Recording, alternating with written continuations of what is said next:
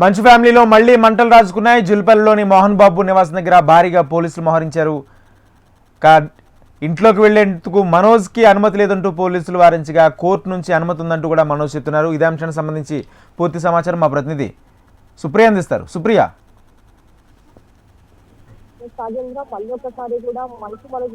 రాజేంద్ర మళ్ళీ ఒకసారి కూడా మంచు మనోజ్ వాళ్ళ ఫ్యామిలీ విభేదాలు అయితే తెర మీదకి వచ్చాయనే చెప్పాలి. ఇప్పటి వరకు అయితే ఏదైతే మంచు మనోజ్ ఫ్యామిలీలో అయితే మంటలు చెలరేగుతున్నాయి, ఇప్పటి వరకు అయితే దానికి ఎండప్ అయితే లేకుండా పోతుందని చెప్పాలి. అయితే ఈ రోజు ఉదయం కూడా మళ్ళీ మంచు మనోజ్ అయితే మోహన్ బాబు వాళ్ళ ఇంటి ముందు అయితే ఇక్కడ ధర్నాకి దిగినారు. ఇంటి ముందు వచ్చి బయట అయితే కుటుంబంతో కలిసి జల్పల్లి నివాసానికి చేరుకున్నారు మంచు మనోజ్. ఉదయం నుంచి అయితే ఇక్కడ యూస్ అయితే పోలీసులు భారీగా మోహరించారని చెప్పాలి. గత కొన్ని రోజులుగా బయట ఉంటున్నాడు మంచు మనోజ్. ఇంట్లోకి వెళ్లేందుకు కోర్టు అనుమతించిందని చెబుతూ మనోజ్ కూడా మీడియా ముందైతే మార్నింగ్ చెప్పినారు. మనోజ్ వస్తున్నాడనే సమాచారంతో భారీగా పోలీసులుగా బందోబస్తు ఏర్పాటు చేశారు. తన కారుని సోదరుడు విష్ణు తీసుకెళ్లాలని కూడా పోలీసులకు ఫిర్యాదు చేశాడు. అయితే తన ఊర్లో లేనప్పుడు మొన్న ఏప్రిల్ 1 రోజున వాళ్ళ పాప బర్త్డేకి మనోజ్ ఫ్యామిలీతో రాజస్థాన్ వెళ్ళినాడు. అక్కడ పాప బర్త్డే సెలబ్రేషన్స్ లో మంచు మనోజ్ ఉన్న సమయంలో అయితే విష్ణు వచ్చి ఇక్కడికి మనోజ్ వాళ్ళ ఇంట్లో సంబంధించిన కొన్ని వాల్యుయబుల్ థింగ్స్, కార్స్ దొంగలించిన చెప్పి కూడా మనోజ్ అయితే పిఎస్ లో కేసు నమోదు చేసినాడు. ఆ తర్వాత పోలీసులు కూడా దీన్ని అయితే కేసుని తీసుకోలేదని చెప్పి కూడా మంచు మనోజ్ అయితే ఇక్కడ ఉదయం నుంచి అయితే ఇక్కడికి వచ్చి కూర్చున్న సంఘటన అయితే జరిగింది. తన ఇంట్లో జరిగిన బీభత్సంపై పోలీసులకు ఫిర్యాదు చేస్తే ఇక్కడ ఉండడం లేదు కూడా అని కూడా నిర్లక్ష్యంగా మాట్లాడుతున్నట్టు కూడా మనోజ్ అయితే మీడియాకి వెల్లడించారు.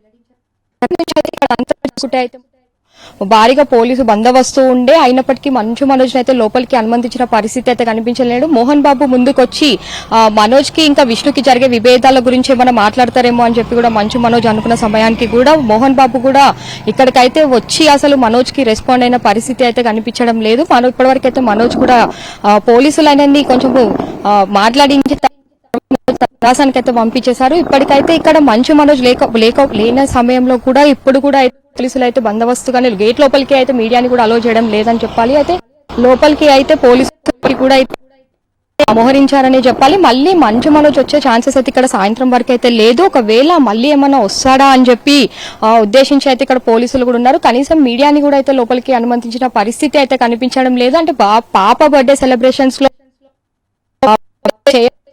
తర్వాత ఏదైతే దొంగతనం జరిగిందో అది మంచు మనోజ్ డ్రైవర్ చెప్పడంతో అయితే మనోజ్ తిరుగు ప్రయాణం చేసిన తర్వాత అయితే కేసు నమోదు చేసినట్టు కూడా తెలుస్తుంది. మంచు ఫ్యామిలీలో ఇది గత 4-5 నుంచి జరుగుతున్నప్పటికీ కూడా దీనికైతే ఎలాంటి ఫుల్ స్టాప్ అయితే పడడం లేదనే చెప్పాలి. ఇంకా రోజుకి అయితే మంచు మనోజ్ ఫ్యామిలీ అయితే బయటకు వచ్చిన పరిస్థితి అయితే మనకు కనిపిస్తుంది. రాజేంద్ర, అంటే కోర్టు నుంచి అనుమతి ఉంది ఇంటికి వెళ్ళడానికి అని మనోజ్ చెప్తుంటే పోలీసులు ఏమంటున్నారు? పంపించే ప్రయత్నం చేస్తున్నారు లేదా ఇప్పుడు ప్రస్తుతానికి అడ్డుకున్నారా?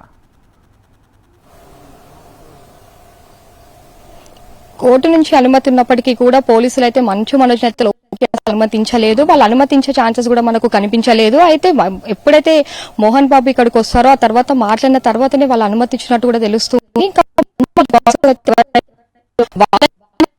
ముందు వాళ్ళపై దాడి చేసినట్టు కూడా వాళ్ళు చెప్తూ ఉన్నారు. అయితే మోహన్ బాబు మొత్తానికి ఓవరాల్ గా చూస్తే అయితే మంచు మనోజ్ పైన మాత్రం ఆయనతో మాట్లాడి లోపలికి అనుమతించడానికి ఎలాంటి లేదని కూడా తెలుస్తూ ఉంది. ఇప్పుడు కోర్టు ఆర్డర్ అయితే ఇచ్చింది, కానీ ఫ్యామిలీ మెంబర్స్ అనుమతించకపోవడంతో అయితే మంచు మనోజ్ లోపలికి వెళ్లే పరిస్థితి మనకు కనిపించడం లేదు. ఒకవేళ మళ్ళీ మంచు మనోజ్ దీనిపైన ఆయనకు ఎలాంటి న్యాయం జరగకపోతే వచ్చినా కూడా మళ్ళీ మనకు గేట్ బయటనే కూర్చోవాల్సిన పరిస్థితి ఉంటుంది. లోపలికి మాత్రమైనని అయితే లేదు. అయితే క్యాంపస్ లో జరుగుతున్న